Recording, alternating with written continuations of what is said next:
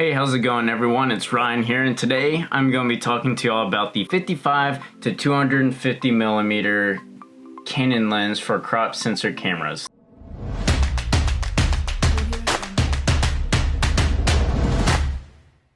So again, this lens is the 55 to 250 millimeter Canon lens. The aperture on it is a variable aperture, so when you're down to 55 millimeters, it'll be at an aperture of f4, and then when you zoom all the way out to 250 millimeters, it'll be at an f-stop of 5.6. So you will lose a good amount of light when you zoom in, and it already doesn't retain a lot of light being at a f4. I want to make clear to people this is a EFS lens, so that means that it is only meant for crop sensor cameras. So if you try to use this lens on a full frame camera, it's not going to work. It is meant for a crop sensor camera. Another way that you can tell that is it has that little white speck, little rectangle looking thing, if it will focus, there we go. It has that little white speck on there, and then also on the front of it, it says EFS or whatever, if you can see that. So just keep that in mind if you are interested in looking for a telephoto lens. This one in particular, the 55 to 250 millimeter, is only for crop sensor camera.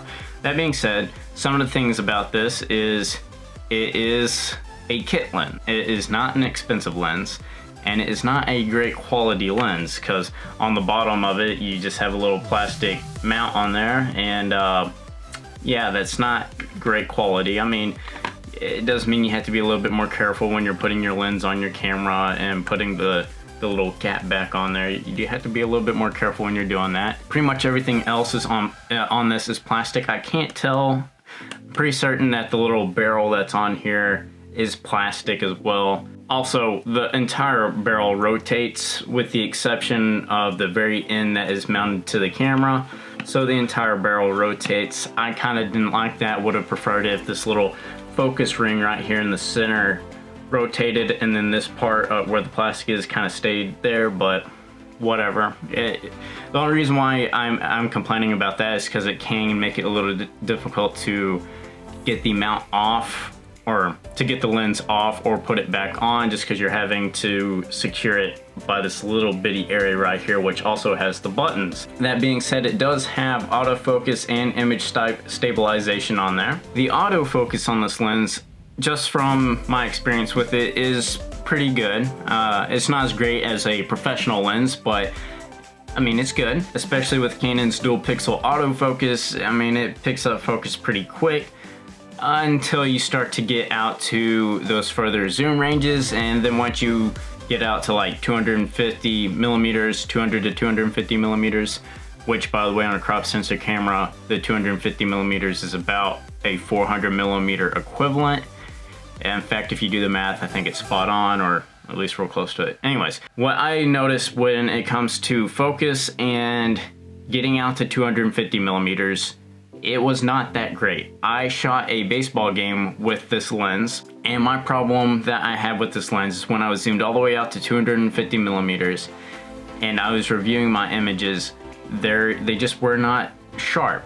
They just did not look great. That being said, I will say that it's not like the subject was super far, like I was taking pictures of outfielders, so it's not like they were like right up in front of my lens, so that could be part of the reason why it wasn't super focused. Again, it was baseball, so I was having to use continuous focus. That sometimes doesn't always hit, but I never really saw a time that it did hit when I was reviewing my images. Another thing is, you know, when you're out at 250 millimeters, you got it zoomed all the way out, you're down to a f-stop of 5.6, so you're losing more light. And considering that I was having to shoot at a high shutter speed because I was shooting at a baseball game, that really meant that I was having to bump up my ISO, so that could be another reason why the focus was not that great.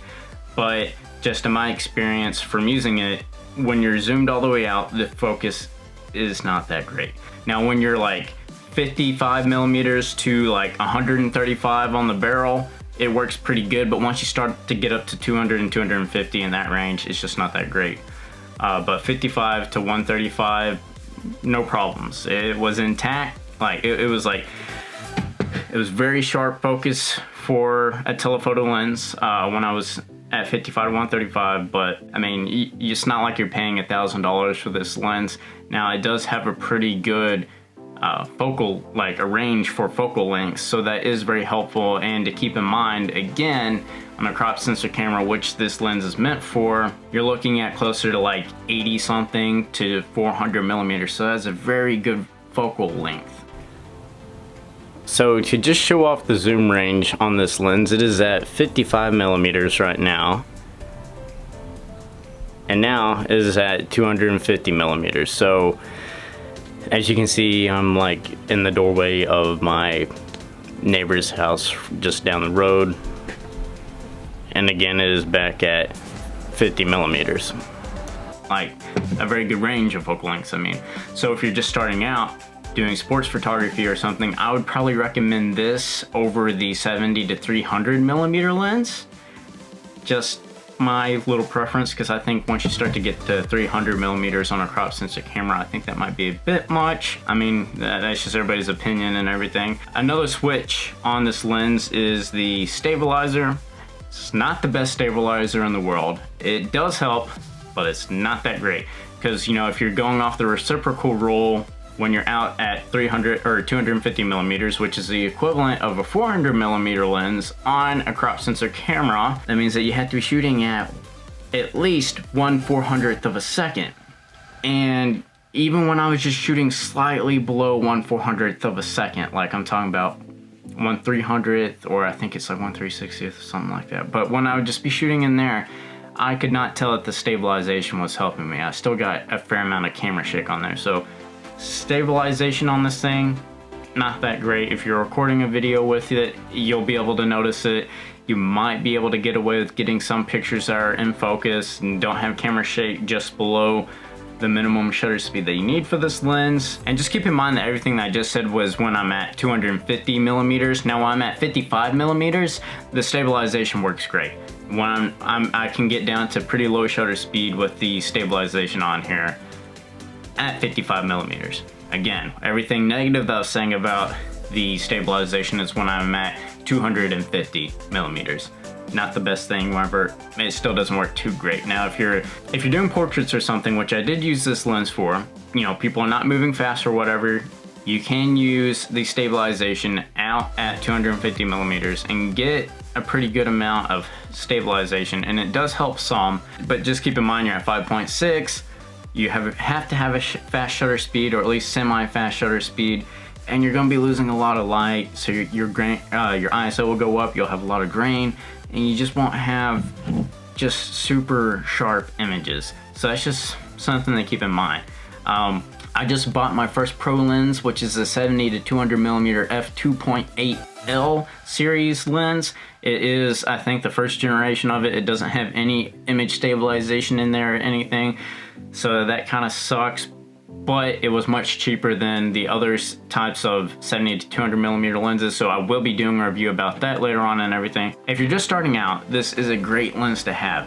One problem that I have with a lot of other YouTubers I've seen, or professionals or whatever, is they're all about the primes. Like, oh, you need to have a 50 millimeter. Oh, you need to have 35. Oh, you need to have an 85 millimeter prime. Well, first of all, with the exception of the 50 millimeter and the 24 millimeter, and maybe a couple others, most primes are kind of expensive. Like the 85 millimeter prime, it's kind of expensive. And by kind of, I mean a lot. Like, I think it's $1,000 or more dollars. I can't remember off the top of my head. And yeah, they might have like, they might have a lower F value, so that way you can get more bokeh, get more light in there, and get it to be a little bit more clear and sharp and everything. That might be true, but you gotta keep in mind you're just starting out, you know. Something that has a like a f4 or a f5.6, it will get you started, and it'll be a lot cheaper. Like, again, this one I got, off of Amazon, I think, I got this off of eBay for just $150, brand new. So, you know, you gotta make your option, or you gotta think about your options. It's a kit lens, it's not the best build quality.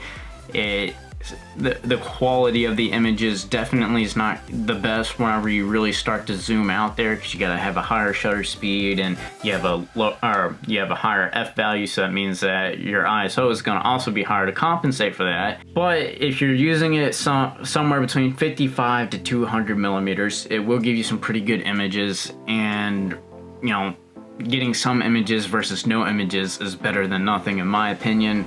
So if you're just starting off, you need a decent telephoto lens, because let's be honest, a prime is not always the best thing. Some circumstances you cannot get closer to your subject physically, and just the range of the focal distances on this lens is really freaking good. So I do recommend it for if you're just starting out, you have some money to buy a telephoto lens, you're wanting something that can be more versatile than just prime lenses, I do recommend it. Just keep in mind that once you get out to like 200 millimeters and higher, that's when image quality starts to go down. It kind of sucks, but if it's like a super bright day, you're doing pictures outside or whatever, it will work fine. The ISO will still remain low, but as soon as clouds get in the way or it starts to get a little bit dark or something, that's where this lens starts to fail in the higher focal lengths. But anyways, I didn't want to make this too long of a review. It's just kind of like a little mini review.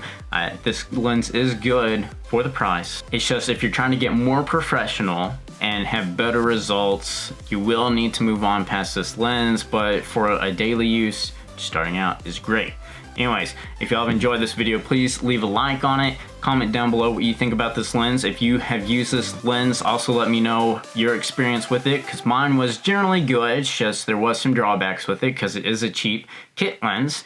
So, you know, again, just let me know what your experience is. If you enjoy the content on my channel, please be sure to hit that subscribe button along with the notification bell icon, so that way you can get alerts whenever I release more videos, because like I said, I just got my 70 to 200 millimeter lens.